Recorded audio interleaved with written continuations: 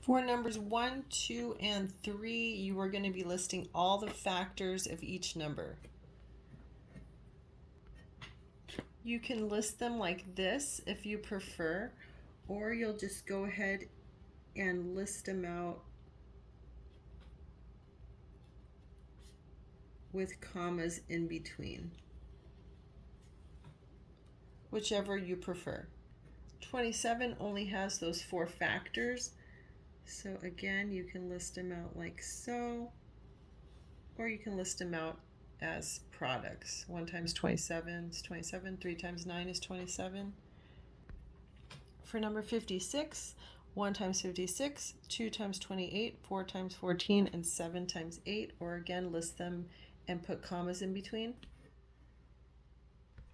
For number 7, the question is, state whether the given number is prime, composite, or neither. 117, let's look at that number. It looks prime to me because remember about the number 3. Is a number divisible by 3? And you can know if it's divisible by 3 by adding the individual numbers up. 1 plus 1 plus 7 is 9. So 1 plus 1 is 2. 2 plus 7 is 9. 3 is divisible into 9. So that means 3 is divisible into 117. And I might just take some scratch paper and prove that. 3 goes into 11 3 times. 3 goes into 27 9 times. Remainder 0. So no, it's not composite. I'm sorry, it's not prime. It's a composite number. For number 15, write the prime factorization of each number. So we need to use a prime factor tree or a prime factor ladder to get all our prime numbers of 60. 2 factors of 60 are 2 and 30, 2 being a prime number. Now I need to find 2 factors of 30. I'll choose 3 and 10. I'll circle my prime number of 3. Now I need to find 2 factors of 10, 2 and 5, and these are both prime numbers. So now I have found all my prime numbers for 60. Now I'm going to write them out, list them out. 2 squared, because I have 2 of them, times 3 times 5. And that's written in proper math form. That's the way I want it written on your test. Okay, so what are the prime numbers of 88? Same thing, you're going to find 2 factors of 88. Let's just start with 2 and 44. 2 being a prime number. 44, let's just choose 2 times 22. Circle our 2. 2 more factors of 22. How about 2 and 11, both being prime numbers? So we have 2 cubed times 11, because we have 3 2s and 1 11. That's our answer. Number 20, find the greatest common factor between the pair of numbers between 18 and 70. Okay, so I'm going to list out all the factors of 18 and all the factors of 70. And let's see, 1 and 1 are common, 2 and 2 are common, 3, no, 6, no, 9, no, and 18, no. So my greatest common, it's not 3. My greatest common factor is 2. Same for number 22. I'm going to write out my factors for each number. So I wrote out all the factors, and 1 is common, 3 is common, 5 is common, 15 is common, 25 no, and 75 no. So 15 is my greatest common factor. Remember that when you're working with these big numbers trying to find greatest common factor, I would prefer that you use the trick method. And I'm going to show you that again. And you would prefer that you use the trick method because it's just a lot easier and less work to try to figure out all the factors of 270. Remember that you're going to divide the smaller number into the bigger number. So smaller number into the bigger number, smaller number into the bigger number. So I did a little bit of multiplying. 75 times 3 is 225. So 75 times 3 is 225. Now I'm going to subtract. 10 minus 5 is 5. Borrow from the 7, 45. So we have a remainder of 45, so we keep going. Now from this point, you're going to take your remainder and divide it into the bigger number. So 45 into 75. 45 into 75, that goes one time.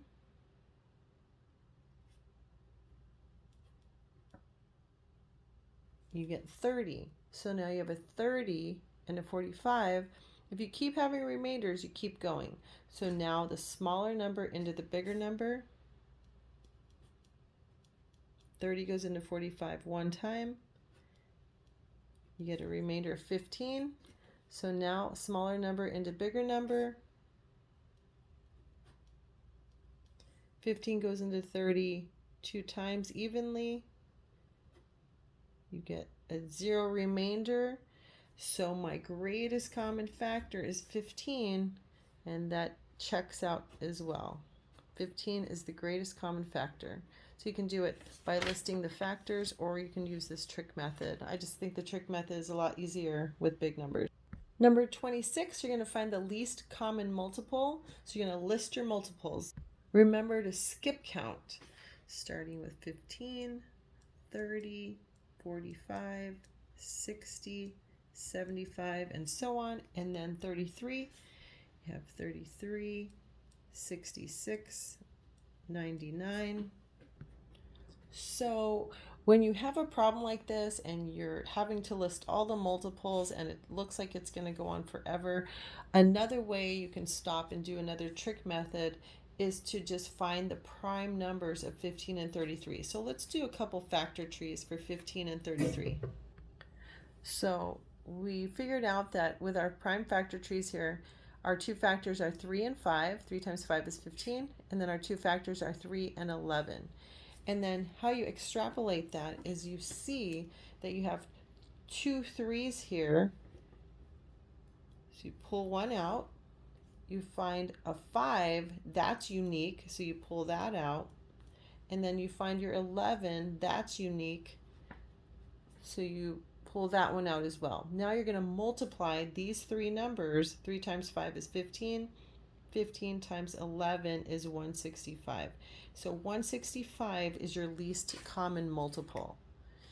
If you were to come up here and keep listing all these numbers, eventually you would get to 165, and eventually you would get to 165, that being the least common multiple. Or you can do it with prime factorization here. Number 34, write the first 5 terms of the following sequence. Okay, so they want the first 5 terms. We know that A1, so the first spot in the order is 6.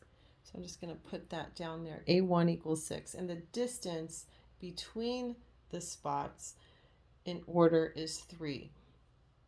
Now, depending on what you're comparing, it could be a distance of 3, adding 3, or multiplying 3.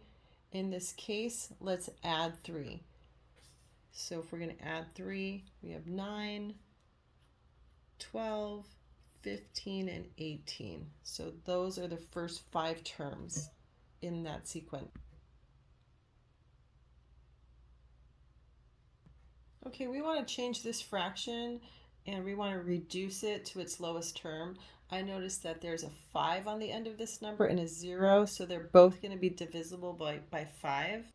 105 divided by 5, I figured out, is 21. 270 divided by 5 is 54. And we can keep going because 3 goes into 21 and 3 goes into 54, so we keep dividing by 3. 21 divided by 3 is 7, and 54 divided by 3 is 1, 24, 8, 7/18. Oops. we're going to write this mixed number as an improper fraction. So we're going to multiply 2 times 11, which is 22, and we're going to add 6, which is 28, keeping the denominator the same, 2811. 5 we're going to change to a mixed number, asking ourselves how many times does 8 go in 19? 8 goes in 2 times, because 8 times 2 is 16. Keeping the denominator the same, 16, 17, 18, 19. So 2 and 3/8. And if we multiply, 2 times 8 is 16. Add 3, that's 19, 19/8. Number 7, we're going to substitute x equals -4 and y equals 3. And z equals 7. So I substituted the x for -4 and the z for 7. On top in the numerator, we have -12 divided by 7. We get -12, 7. We are going to compare 5/9 and 8/11, see which one is greater or less than. We are going to multiply diagonally. So 5 times 11 is 55. 9 times 8 is 72. 55 is less than 72. Looks like I'm running out.